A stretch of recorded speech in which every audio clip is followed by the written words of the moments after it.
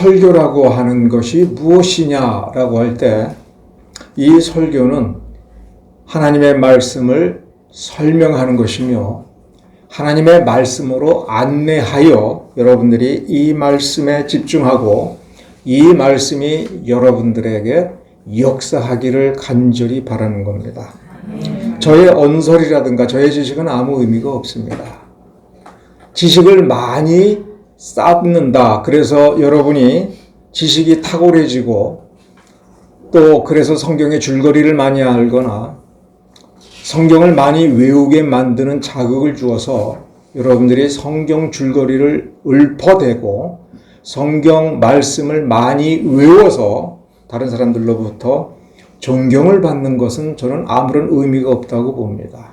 중요한 것은 여러분의 성품이 변화되는 것이며 여러분의 그 성품 속에 하나님의 말씀의 능력이 있는 것입니다.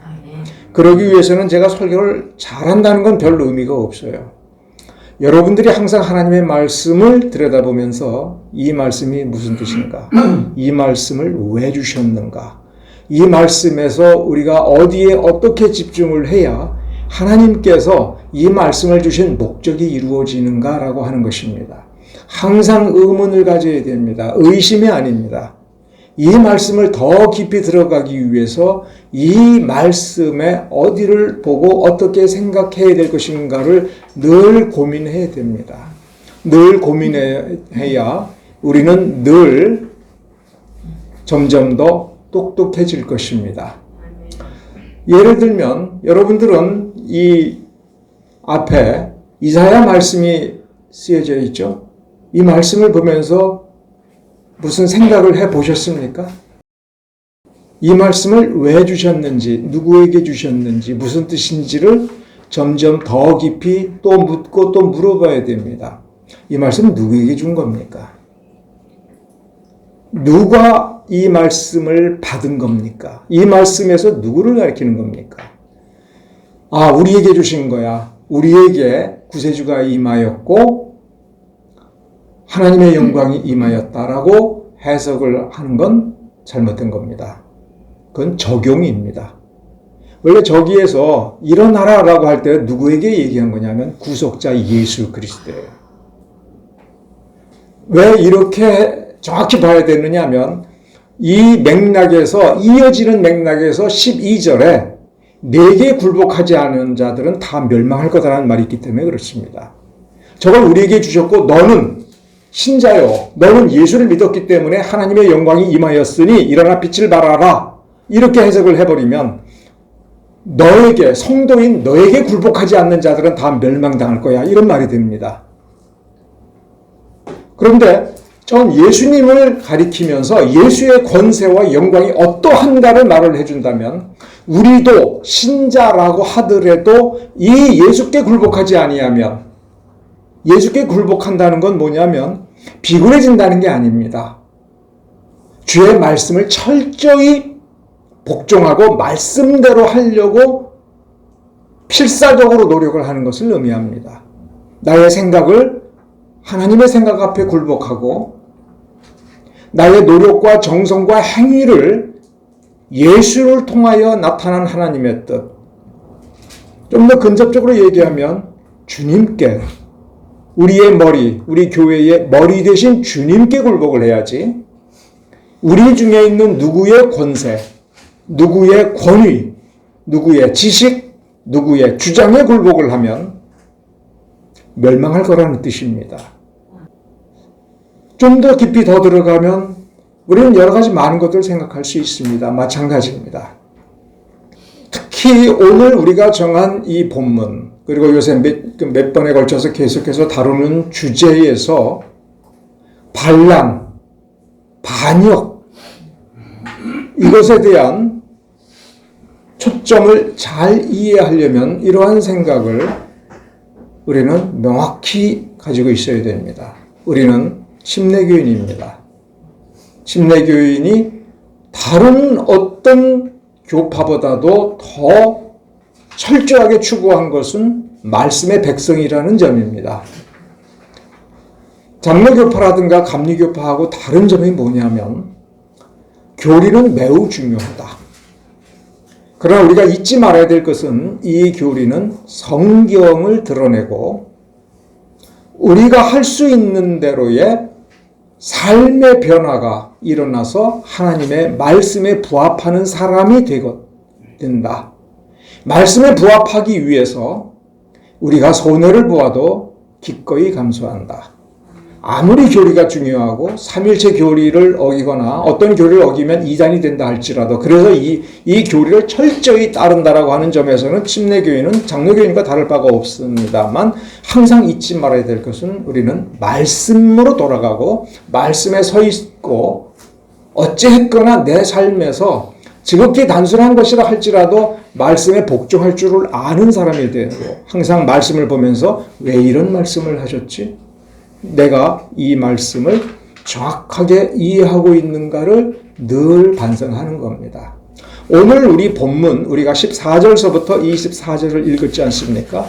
제일 중요한 부분이 14절과 15절 그리고 14절과 15절에서 우리가 제일 중요한 단어가 모략이라는 단어입니다. 모략이라고 하는 단어를 사전에서 찾아보면 무슨 방책, 방법, 그리고 맥락에서 이해해보면 전략입니다. 군대를 동원하는, 그래서 목적을 쟁취하는 전략을 얘기합니다. 그런데 이 사무엘하 12장서부터 쭉 읽으면서 이 모략이라는 단어를 이 맥락에서 하나님은 우리에게 무슨 뜻으로 썼는가를 제일 쉽게 이해한다면 생각입니다. 그래서 14절과 15절을 이렇게 생각할 수 있습니다.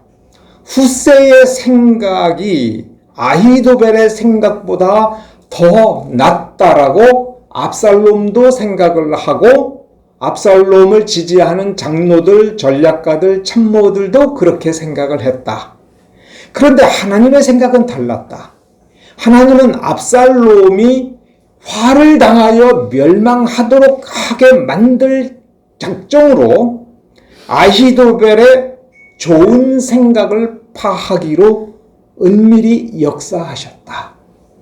그러면 15절과 16절 그리고 바로 뒤에 있는 문맥에서 두 명의 일종의 메신저가 이 훗세의 말을 듣고 지금 도망가고 있는 다윗에게 은밀하게 지금 어떤 전략이 펼쳐지고 얼마나 위급한 상황이니 다윗과 그 일행은 아무리 힘들어도 거기 머물리지 말고 밤새 빨리 서둘러서 도망을 쳐라.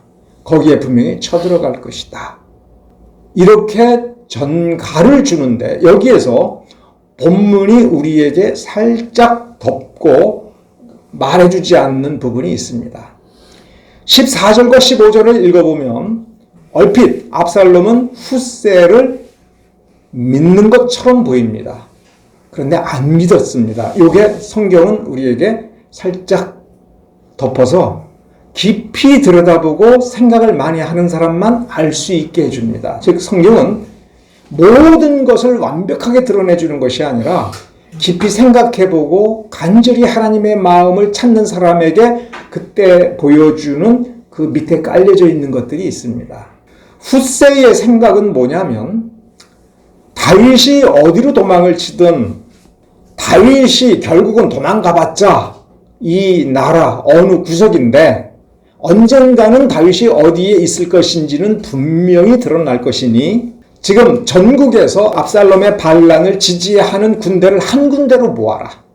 그래서 압살롬이 그 군대의 우두머리가 되고 직접 진두지휘하고 있다가 다윗이 어디에 숨었다, 어느 요새에 숨었다 하고시 드러나면 그 모든 군대를 한꺼번에 몰고 가면 못할 일이 없다. 아무리 강력한 요새가 있어? 그러면 그냥 밧줄로 딱 묶어가지고 바다로 던져버려도 돼. 이렇게 제시한 겁니다. 이런 생각 어떻습니까? 하니까 압살롬도 그 참모들도 무지 좋다 한 거예요. 그 좋다고 한 것은 훗세가 믿을만해서 그렇게 하면 될 거라는 생각이 아니라 지금 그게 압살롬 보기에 좋았기 때문에 훗세의 생각에 동의한 것처럼 보인 겁니다. 근데 아히도벨은 전쟁이 뭔지를 아는 사람입니다. 그리고 이 반란을 어떻게 하면 이길 수 있는 것인가, 그리고 그 타이밍을 반드시 그 타이밍에 적절한 행동을 하지 않으면 이 반란은 실패할 것이다라고 하는 걸 알고 있는 사람이에요. 그래서 이 아히도벨은 또 다윗을 너무 잘 알고 있는 것이고 다윗의 행동을 이 자기 손바닥처럼 볼 수 있는 사람이기 때문에 지금 다윗은 어디로 도망가서 어디서 숨어 있을 것이고, 그러니 아히도벨은 압살롬에게 나에게 12,000명의 군대를 주십시오. 그러면 내가 지금 빨리 쫓아가서 분명히 다윗은 거기 숨어 있을 테니 지금 빨리 잡아야 됩니다. 빨리 죽여야 됩니다. 아히도벨의 생각이 더 나은 거였어요. 그래서 분명히 쓰고 있지 않습니까? 아히도벨의 좋은 전략을, 좋은 모략을 파하기로 작정하셨다. 아히도벨의 생각이 더 탁월한데 하나님께서 이걸 무너뜨리겠다라고 하나님은 생각하셨다는 거예요. 그럼 여기에서 이 압살롬은 후세의 생각을 받아들이면서 다윗을 잡을 수 있는 타이밍을 놓친 거예요. 그런데 여기에서 아무리 다윗이 지지자들을 모아봤자 전국에서 끌어모은 압살롬의 그 군대, 그리고 지금 여론, 하나님은 다윗을 버렸다.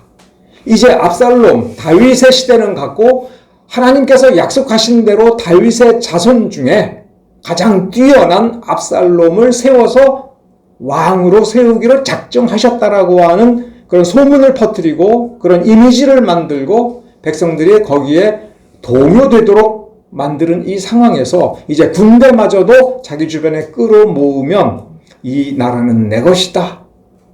압살롬은 이렇게 생각을 한 거예요.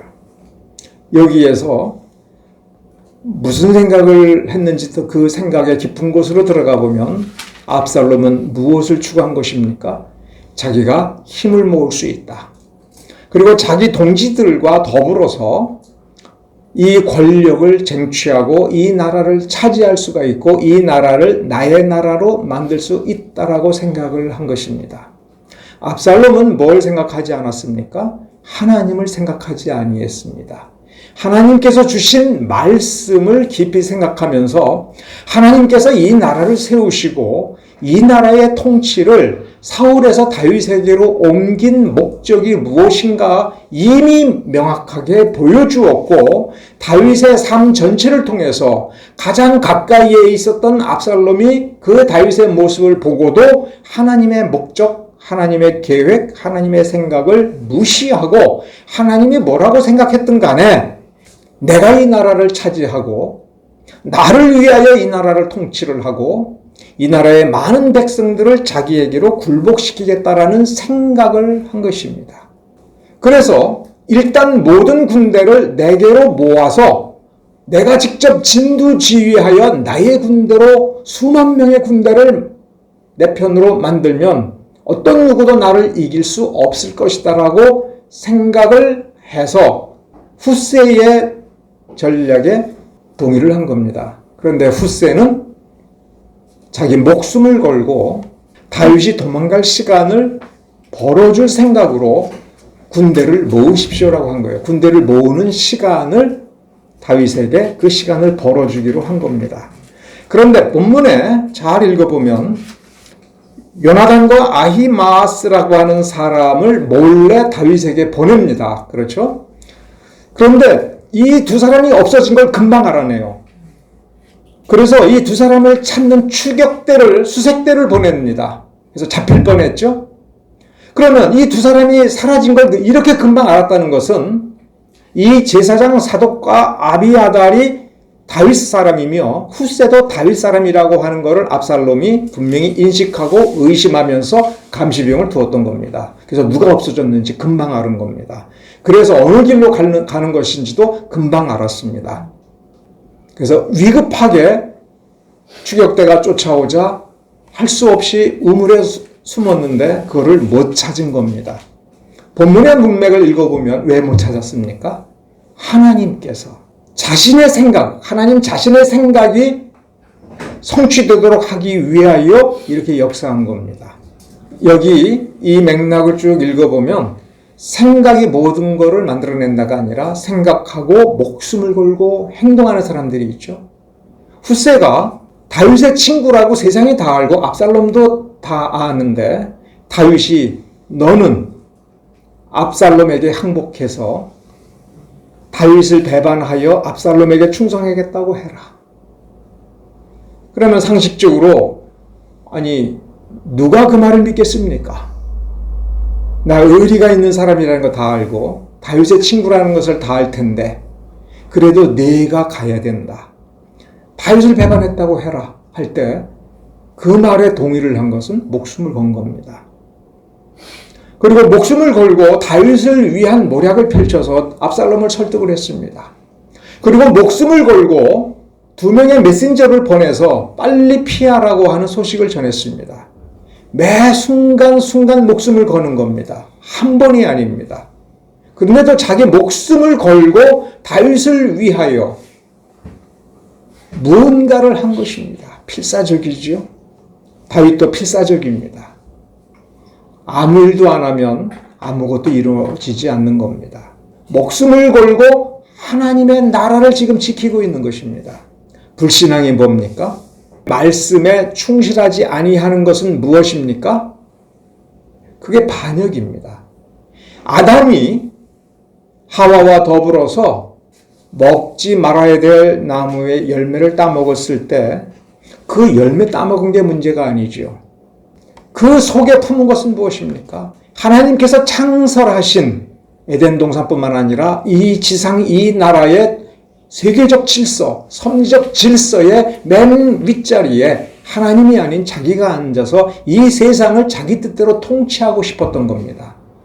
하나님처럼 되고 싶었다고 말하고 있지 않습니까? 자기가 온 우주를 다스리는, 이 세상을 다스리는 절대 군주가 되고 싶었던 겁니다. 욕망입니다. 그리고 그 욕망에 오만이 덧붙여진 겁니다. 피조물이 자신의 본분을 잊어버리고 자기 주어진 자리에 만족할 줄을 잊어버리고 오히려 오만하게 욕심을 부리면서 그 자리까지 나아간 겁니다. 북왕국 이스라엘과 남왕국 유다가 멸망할 때 들어쓰신 나라가 아시리아와 바벨론입니다. 불신앙적이고 다신교적이며 폭력적입니다. 그런데 아시리아와 바벨론이 이스라엘과 유다를 정복하고 멸망시킨 뒤에 왜 멸망했습니까? 우리가 구약 성경을 잘 읽어보면 지나쳤다. 지나쳤다고 하는 건 뭡니까? 내가 여기까지 해도 된다라고 탐욕과 오만한 생각을 버리지 못하고 그런 오만 속에 지나치게 그래서 무자비하고 지나치게 잔혹하며 지나치게 탐욕에 물들어서 심지어 자기 나라 백성들을 짓밟고 착취하고 했던 일들, 그런 일들 때문에 아시리아와 바벨론이 멸망했습니다.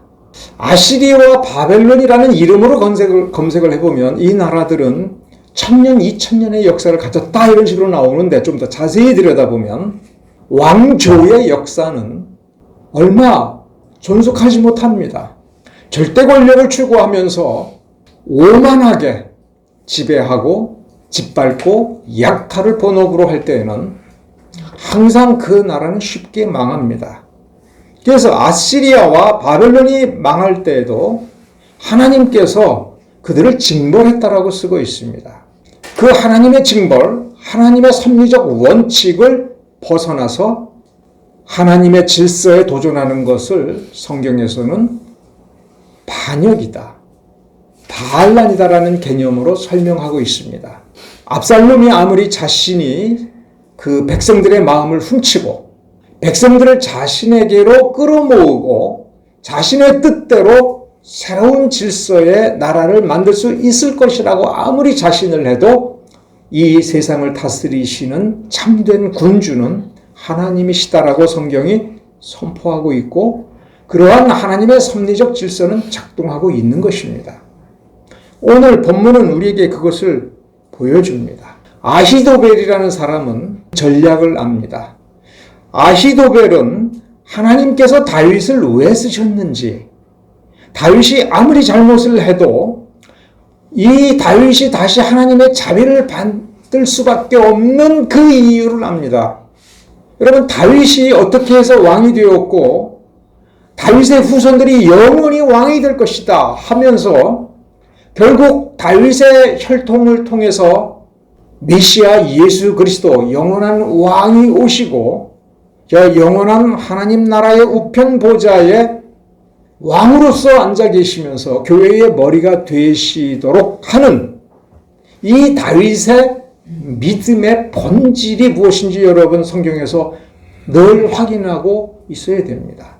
자기 생각을, 자기 모략을 하나님의 생각 아래에 두고 하나님의 생각 앞에 굴복한 것입니다. 아멘. 다윗은 하나님의 생각이 자기에게 아무리 불리해도 하나님을 원망하지 않은 사람입니다.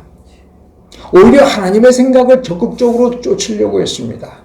아무리 불리해도 자기에게 다가오는 비참한 사람들, 쫓겨난 사람들, 가난한 사람들을 버리지 않았습니다. 품었습니다.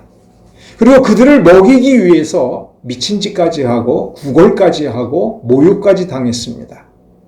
그 모욕을 당했을 때 화가 나서 복수하러 가다가 한 여인이 그거는 하나님의 뜻을 저버리는 겁니다 라는 말을 듣고 깨우쳐서 돌아갔습니다. 하나님의 말씀에 그렇게 자기를 굴복시킬 줄 아는 겸손함이 다윗의 성품에 깃들여져 있고 그것이 흔들림이 없었습니다. 다윗도 인간이니까 절망할 수 있었습니다. 그러나 절망의 끝에서 통곡하다가도 마지막 힘이 남았을 때 우리 하나님께 기도하자. 그리고 하나님께서 뭘 원하시는지 어떻게 하기를 원하는지 하나님께 물어보자. 그럴 때 다윗이 지치고 탈진한 데다가 통곡까지 하였으니 얼마나 힘이 없었겠습니까? 그러나 하나님께서 일어나 쫓아가라. 전쟁을 하라 할 때 그는 기꺼이 복종했고 그것이 하나님의 뜻대로 하는 것이기 때문에 가다가 우리는 도저히 못 간다라고 하면서 중간에 떨어져 나와서 우린 쉬겠다라고 하면서 편안히 쉬고 있었던 부하들에게도 나중에 전리품을 공평하게 나누어주는, 그것은 다윗이 마음이 좋아서가 아니라 하나님이 이 전투를 이끌어 주시고 하나님의 은혜를 베풀어 주시는데 다른 사람들은 힘이 안 되니 너무 탈진했으니 못 간다라고 해서 우리가 그를 차별해서는 안 된다. 겸손은 나를 낮추는 것뿐만 아니라 다른 사람을 차별하지 않는 겁니다. 겸손은 공평하게 하는 겁니다. 공평의 기준은 하나님의 자비로우심이며 하나님의 공의로우심이며 재판에서 법률을 적용을 할 때 차별을 두지 않는 것입니다. 즉 잘못을 한 것은 잘못했다라고 하고 잘한 사람에게 잘했다라고 얘기를 하고 잘못했으면 잘못한 것만큼 벌을 주는 것입니다. 그것이 겸손인 것입니다. 압살롬은 자기 것이 아닌 것을 탐했습니다. 하나님의 계획을 거부했습니다. 아히도벨은 다윗이 하나님의 사람이며 하나님께서 합당하게 여기는 사람인 줄을 알면서도 그 어떤 많은 사람들이 추측하기로는 복수심에 그리고 자기가 받은 치욕을 씻기 위하여 다윗을 죽이겠다라고 생각을 한 겁니다. 그래서 아히도벨이 자기 모략에 받아들여지지 않고 압살롬이 모든 군대를 자기에게 모으면서 이 추격대를 통해서 두 사람의 그 메신저만 잡아 죽이면 다윗을 잡을 수 있다라고 생각을 하면서 아히도벨의 생각을 압살롬이 받아들여지지 않고 한 것을 보고 아히도벨은 이제 눈치챘습니다. 이제 다윗을 잡지 못한다. 그리고 이 반란은 실패할 거다. 그래서 반란 핵심 주동자로서 처벌을 당하느니 그냥 난 자살하고 말겠다라고 하면서 아히도벨은 고향에 내려가서 집을 정리하고 자살을 했습니다. 이 사람의 마음속에 있는 그 생각은 여전히 죽을 때까지도 오만했던 겁니다. 평생에 걸쳐서 다윗 옆에서 그야말로 제갈공명처럼 모든 모략에 다 승리를 한 사람이지만 이 아히도벨은 무엇을 이기지 못했습니까? 자기의 욕망을 이기지 못했습니다. 자신의 자존심을 세우고 오만한 그 마음가짐을 억누르고 한때 잘못을 했으면 정말 잘못을 뉘우치고 회개하고 처벌을 달게 받는 겸손함을 가지지 못했습니다. 자살은 하나님의 계획과 이끄심에 대한 마지막 반발인 겁니다. 내 목숨 내 마음대로 처분하겠어. 어떻게 하나님이 감히 내 목숨을 가지고 죽이니 살리니 그럴 수 있어? 아니야, 내 뜻대로 할 거야. 이 본문을 통해서 우리의 생각은 믿음에 합당한가를 생각을 해봐야 됩니다. 하나님의 모략이라는 말이 나옵니다. 하나님께서 생각을 펼치셨을 때 이 모략은 하나님께서 이 창조 질서를 통해서 섭리를 통해서 어떤 목적을 이루시겠다라고 하면서 하나님께서 자신의 생각을 펼치시는 겁니다. 하나님께서 지금 무슨 생각을 가지고 있는지를 많은 사람들이 궁금해하면서 어떻게 합니까? 점을 치죠. 심지어 어떤 일이 일어날 것인지 궁금해하다가 나쁜 일이 일어날 것 같으니까 무슨 방책, 방도를 써서 하나님의 생각을 바꾸게 만들거나 기도해서 하나님의 생각을 흔들어서 보좌를 흔들어서 내 생각이 이루어지기를 원하는 사람들이 기도원에 가서 기도하고 울부짖고 할 때에 이거 다 우상숭배적인 미신적 관행에서 나온 것임을 우리는 깨달아야 됩니다. 우리는 성경을 읽어야 됩니다.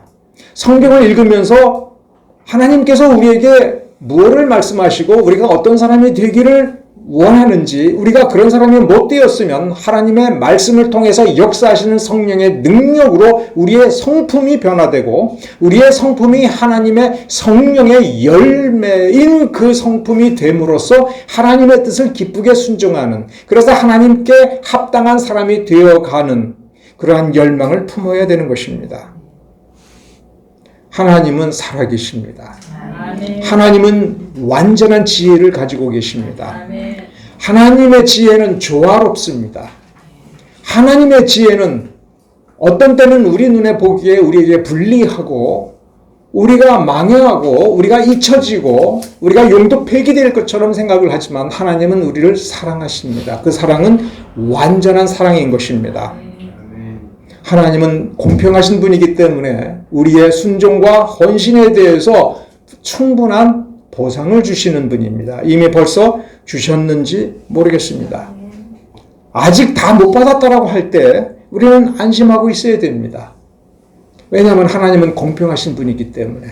하나님은 완전하시고 우리의 심령을 들여다보면서 우리가 하나님 앞에 엎드릴 때에 우리가 병든 부분, 우리가 해결하지 못한 부분을 다 고쳐주시고 상 주시는 분임을 우리는 알아야 됩니다.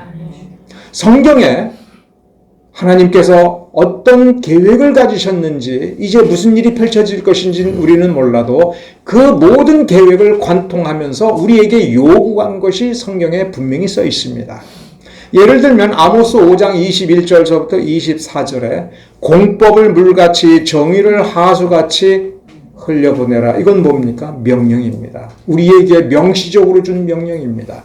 그러면 공법을 물같이 흘리고 정의를 하수같이 흘려보내는 우리의 행위는 어떠해야 될 것인가를 우리는 치열하게 노력을 하고 치열하게 행동해야 됩니다. 마치 훗새가 압살롬에게 가서 나는 다윗을 배반했습니다. 이제부터 당신을 주로 섬기겠습니다 하면서 압살롬을 위해서 무언가를 하는 것처럼, 그러나 목숨을 걸고 다윗에게 지금 압살롬이 내 계략을 받아들였으되 지금 분명히 아히도벨의 계책을 염두에 두면서 추격대를 보낼 것이니 빨리 도망가라. 목숨을 걸고 노력을 하지 않았습니까?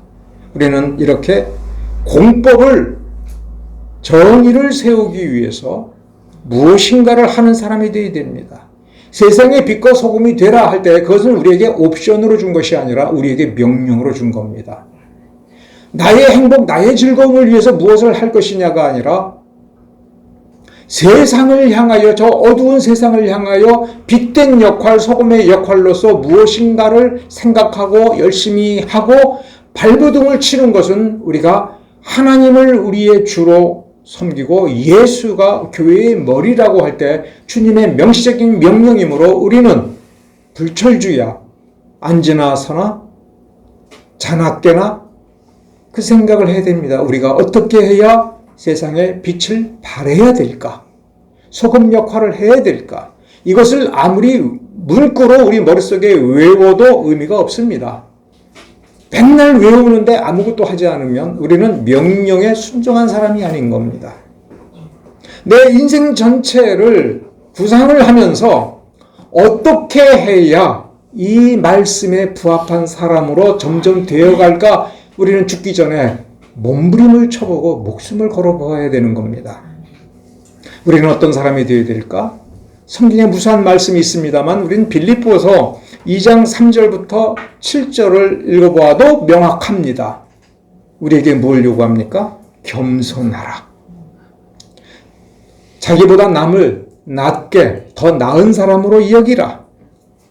예수 그리스도의 마음을 취하는데 그것은 자기를 합당하게 받을 대우를 포기하면서 종로로 타는 예수 그리스도의 모습을 본받아서 종처럼 살으라. 섬기라. 종처럼 섬길 때에 종이 자기 이익을 위해서 무언가를 합니까? 자기 영광을 받기 위해서 무언가를 하는 게 종입니까?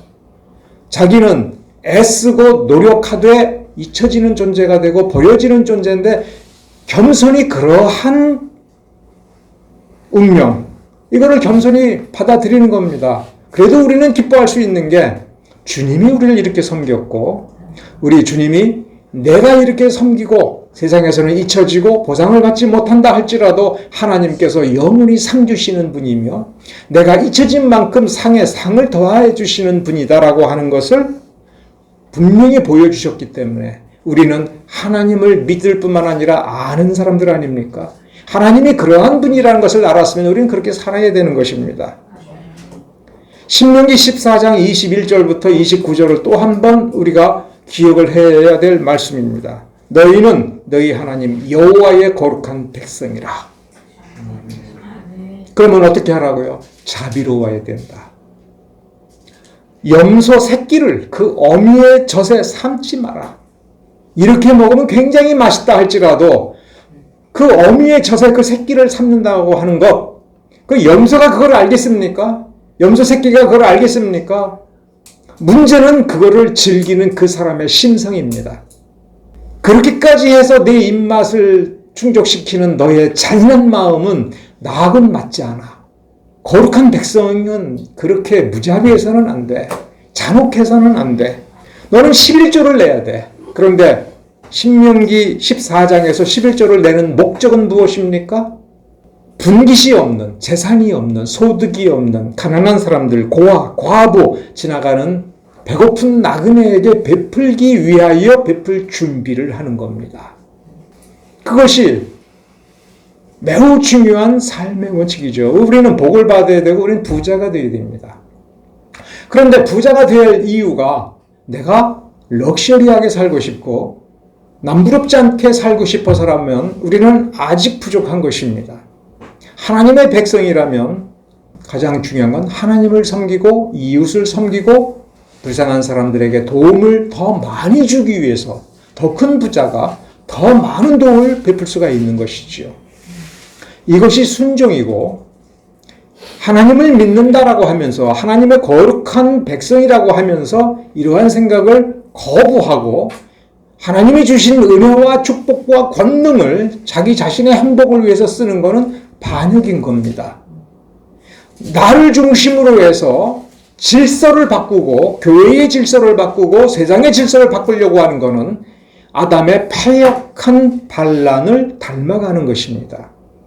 우리 DNA 속에는 죄 가운데서 태어났기 때문에 그러한 DNA가 살아있음을 우리는 늘 기억을 해야 됩니다. 우리는 가만히 내버려 두면 반역자로서의 삶을 사는 겁니다. 우리는 말씀을 깊이 보면서 말씀을 깊이 볼수록 우리는 우리의 속을 또 깊이 보는 겁니다.